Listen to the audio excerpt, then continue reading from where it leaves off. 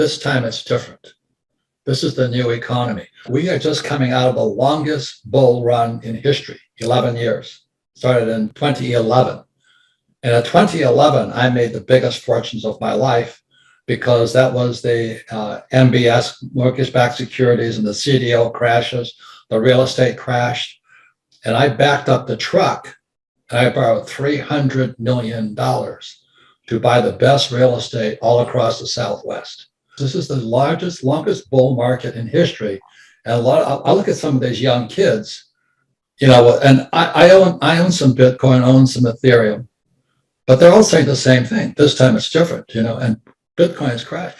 And, the Federal Reserve Bank, I can't believe that. I mean, people say, don't fight the Fed and all this. Well, my question to everybody is this: can the Fed print oil? Can the Fed print gasoline? Can it print food? But everybody sits there and they've been brainwashed by Wall Street to go, do as the Fed tells you to do. Well, you got to be kidding me. Those guys are the three stooges, Janet Yellen, Biden, and Powell. You got to be kidding me. Why would you listen to them?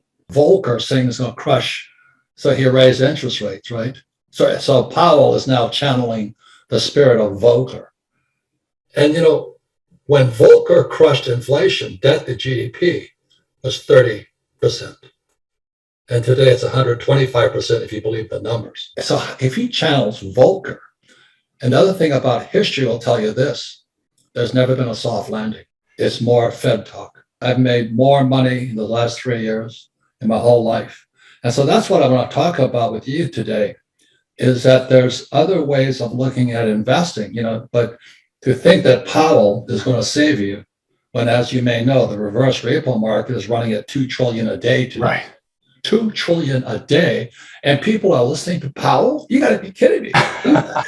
I own no stocks, bonds, mutual funds, ETFs. I do not touch paper. I'm not saying that you shouldn't, but I think people have been brainwashed by the Fed, the Treasury, and whatever those guys are. Go to school, get a job, pay your taxes, get a high-paying job, and invest for the long term, the well-diversified portfolio of stocks, bonds, mutual funds, ETFs. It was in 1974 when I came back from Vietnam, a two-tour Marine helicopter pilot. I saw communism at work. It was not pretty. And I come back in 1974, they passed ERISA. ERISA stands for 401k right now, or IRA. And I went, oh my God, they're funneling my generation, the boomers, into the stock market. And they don't know anything about money. And in 1974, the biggest exodus, Adam, was school teachers suddenly becoming financial planners. I watched that with horror. Interesting. I watched it in horror. That's the poor leading the blind. And today we have baby boomers who are hoping the stock market stays up in their 401k just as Social Security goes bust. You think that's an accident? That's all I'm saying. I'm just a Marine. I'm a dumbass Marine lieutenant. Flew the gunship, went down 3 times. But today I listen to this bullshit and I go, oh my God, how can we be that stupid? Because they went to school, we did as we're told. Don't fight the Fed, do as the Fed tells you. Invest in the long term of a well-diversified portfolio of stocks, bonds, mutual funds, ETFs. And don't worry, Powell is now channeling Volcker. When the debt to GDP is 120%, you got to be kidding me. So when they were dropping the interest rates, I thought I died and went to heaven because I buy apartment houses. I own 13,000 apartment houses. Every time the Fed dropped the interest rates, it jacked the value of my properties up, but I also improved the properties and I refinanced out. So today I own no money in any of my properties. 13,000 units, all throwing cash. They said in a bull market, even idiots feel smart. I'm listening to all these idiots, after 2011, the market crashed in 2008 because the repo market went bad. And the repo market is the credit of Lehman Brothers and Bear Stearns was bad. And they hammered back, and it was a long story. My friends are all inside that world. But then when it came back out, they just started pumping money, just like you said about Christine Lagarde, just start lying. And what they did was they kept printing more money to save a bad economy. It was already crashing again in 2011, but they kept printing money. And today we're going to pay that price. I use debt because debt is tax-free money.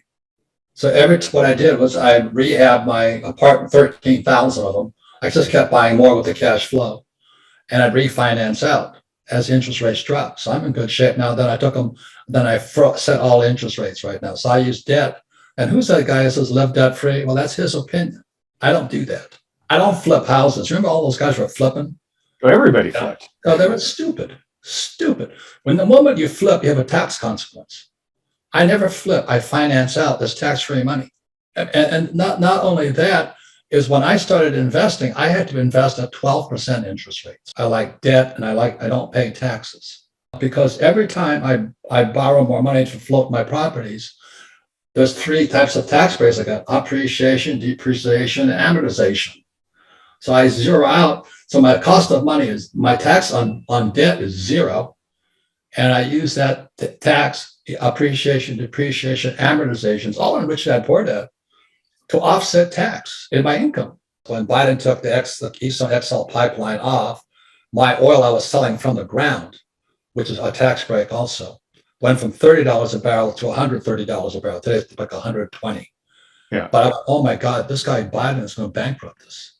I'm not saying him, but there's somebody who wants to bankrupt, because oil is the lifeblood of civilization. I worked for Standard Oil of California as a tanker officer when I graduated from school. I understand oil. I was on the Alaska pipeline and all this. I'm like, he's screwing us. So when he raises inflation, the poor and middle class will go broke. And that was just done as soon as he was being done before he took office. And so I'm looking at this guy's going to sell America down the drain. I'm not saying it's him, but somebody wants us to go broke.